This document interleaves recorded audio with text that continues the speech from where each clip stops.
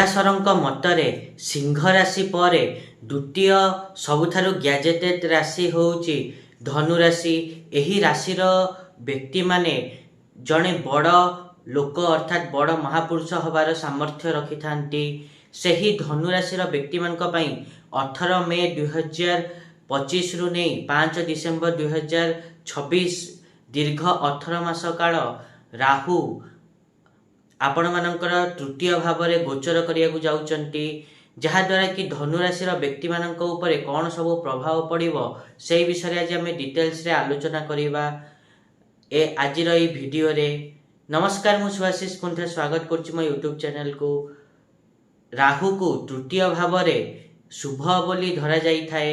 ତ ରାହୁଙ୍କର ଏହି ଗୋଚର ଧନୁ ରାଶିର ବ୍ୟକ୍ତିମାନଙ୍କ ପାଇଁ କ'ଣ ଶିକ୍ଷା ଦବ ଏବଂ କ'ଣ ସବୁ ଫଳ ଭୋଗ କରେଇବ ସେହି ବିଷୟରେ ତ ଆଜି ଆମେ ଡିଟେଲ୍ସରେ ଆଲୋଚନା କରିବା। ତା ପୂର୍ବରୁ ସବୁଦିନ ପରି ଗୋଟେ ରିକ୍ୱେଷ୍ଟ କରିବାକୁ ଚାହିଁବି କି ଯେଉଁମାନେ ବି ଏଯାଏଁ ଚ୍ୟାନେଲକୁ ସବସ୍କ୍ରାଇବ୍ କରିନାହାନ୍ତି ସବସ୍କ୍ରାଇବ୍ କରନ୍ତୁ, ଆଉ ପାଖରେ ଥିବା ବେଲ୍ ଆଇକନ୍କୁ ମଧ୍ୟ ପ୍ରେସ୍ କରନ୍ତୁ, ଯାହାଦ୍ୱାରା କି ମୁଁ ଆଗକୁ ଯାହା ବି କିଛି ଭିଡ଼ିଓ ଦେବି ତାର ନୋଟିଫିକେସନ୍ ଆପଣମାନଙ୍କୁ ଠିକ୍ ସମୟରେ ମିଳିଯିବ। ଯଦି ଆମେ ଧନୁରାଶି କଥା କହିବା ତାହେଲେ ଧନୁରାଶିର ବ୍ୟକ୍ତିମାନଙ୍କ ପାଇଁ ତୃତୀୟ ଭାବରେ ରାହୁ ଗୋଚର କରିବା ଦ୍ୱାରା ଦୀର୍ଘ 18 ମାସ କାଳ ତାଙ୍କ ପାଇଁ ସାହସ, ସଂଘର୍ଷ ଏବଂ ସୁଯୋଗରେ ଭରା ରହିବ ଏବଂ ତା ସହିତ ସେମାନେ ଏହି ସମୟରେ ଦେଖିବେ କି ତାଙ୍କର ରାଜନୀତି ଏବଂ ଶିକ୍ଷା ପ୍ରତି ରୁଚି ବଢ଼ିବ। ତା ସହିତ ଏହି ବର୍ଷରେ ଆପଣମାନେ ସାହସୀ, ଅଭିମାନୀ, ଆଶାବାଦୀ ହେଇ ବୁଦ୍ଧିମାନ ହେଇ ବାହାରିବେ। ତା ସହିତ ଆପଣମାନେ ଯେଉଁମାନେ ରାଜନୀତିରେ ଅଛନ୍ତି ସେମାନେ ବିଶେଷ ସଫଳତା ପାଇବେ ଏବଂ ଯେଉଁମାନେ ନାହାନ୍ତି ତାଙ୍କର ରାଜନୀତି ପ୍ରତି ଇଚ୍ଛା ବଢ଼ିବ, ମନ ଲାଗିବ। ତା ସହିତ ଏହା ମଧ୍ୟ ଅଛି କି ଏହି ସମୟରେ ଆପଣମାନେ ଏହି ଗୋଚର କାଳରେ ଆପଣମାନଙ୍କର ଭାଗ୍ୟରେ ବୃଦ୍ଧି ଘଟିବ, ଧନ ଲାଭ ହେବ। ତା ସହିତ ଆତ୍ମବିଶ୍ୱାସରେ ମଧ୍ୟ ବୃଦ୍ଧି ଘଟିବ। ଏହା ସହିତ ଆପଣମାନେ ଯାତ୍ରା କରିବା ଦ୍ୱାରା ମଧ୍ୟ ଲାଭ ପାଇପାରିବେ, ମିତ୍ରଙ୍କ ଠାରୁ ମଧ୍ୟ ଲାଭ ପାଇପାରିବେ ଏହି ଗୋଚର କାଳରେ। କିନ୍ତୁ ଏହି ଗୋଚର କାଳରେ ତରତର ହେଇ କୌଣସି ନିର୍ଣ୍ଣୟ ନିଅନ୍ତୁ ନାହିଁ। ତା ସହିତ ଆପଣମାନେ ଏହି ଗୋଚର କାଳରେ ଆପଣମାନେ ଏହି ସମୟରେ ନିଜର ପରିଶ୍ରମ ବଳରେ ନୁହଁ ବରଂ ଆପଣମାନଙ୍କର ଚିନ୍ତାଧାରା, ବିଚାରଧାରା ଏବଂ କାର୍ଯ୍ୟଶୈଳୀ ଯୋଗୁଁ ଉନ୍ନତିକୁ ପ୍ରାପ୍ତ କରିବେ। ତା ସହିତ ଆପଣମାନେ ଏହି ସମୟରେ ଆପଣମାନଙ୍କୁ ସମାଜରୁ ମାନ୍ୟତା ପ୍ରାପ୍ତ ହେବ। ଆପଣମାନେ ଏହି ସମୟରେ ଆପଣମାନଙ୍କର ଯେଉଁ ପଇସା ଅଟକିକି ଅଛି ସେଇଟା ଆପଣମାନେ ପାଇପାରିବେ। ବ୍ୟବସାୟରେ ଉନ୍ନତି ହେବ। ଯେଉଁମାନେ ଚାକିରିଆ ଅଛନ୍ତି ତାଙ୍କର ଟ୍ରାନ୍ସଫର ହେବ। ତା ସହିତ ଏହି ସମୟରେ ଯେଉଁମାନେ ଧନୁରାଶିର ବ୍ୟକ୍ତି ଅଛନ୍ତି ସେମାନେ କିନ୍ତୁ ନିଜର ବାଣୀ ଉପରେ କଣ୍ଟ୍ରୋଲ ରଖନ୍ତୁ।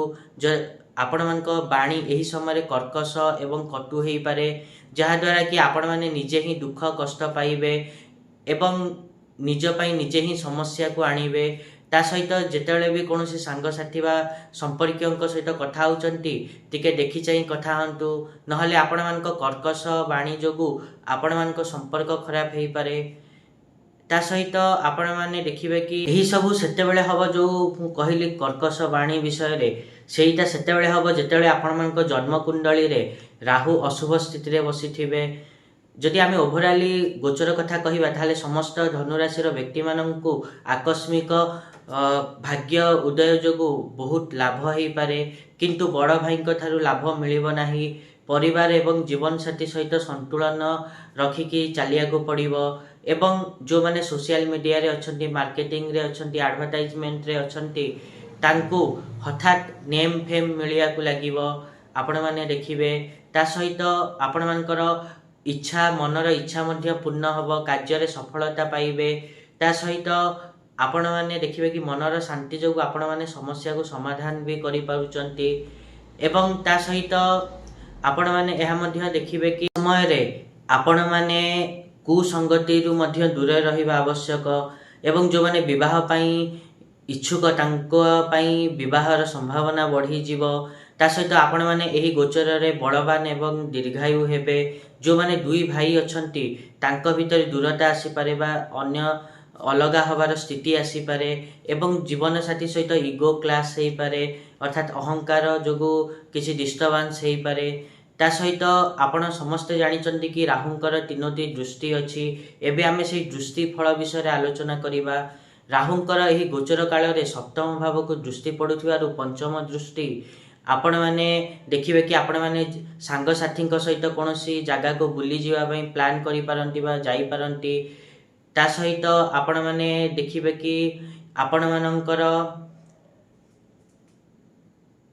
मैंने यही गोचर काल में निजर शरीर प्रति फिटनेस प्रति सचेतन रहिबे ता सहित यह मध्य देखिए कि आपण मैंने जो माने विवाह पाई इच्छुक से माने बर बा कन्या चयन कला बेले भ्रमरे पड़ी पारंती समस्या रे पड़ी पारंती सेति आपण मानकर जो माने हितेशी अछंती आपण मानकर जो माने शुभचिंतक अछंती तांको थारु परामर्श नेकी ही चयन करंतु भल रहिबो तापरे राहुंकर दृष्टि भाग्य भाव में पड़ुथिबारु आपण मानको भाग्यर सहयोग मिलिबारे बाधा सृष्टि हबो ता सहित आपण मानको धर्म रे मध्य रुचि कमी जीवो एवं पितांक सहित मध्य संपर्क खराब हो पारे ता प्रति मध्य आपण माने ध्यान रखिबे एवं ता सहित राहुंकर दृष्टि आपण मानकर लाभ भाव में पड़ुथिबारु आपण मानक जीवन रे प्रभावशाली लोकंकर आगमन हो पारे जहाँद्वारा कि आपण मानकर आत्मविश्वास रे वृद्धि घटिबो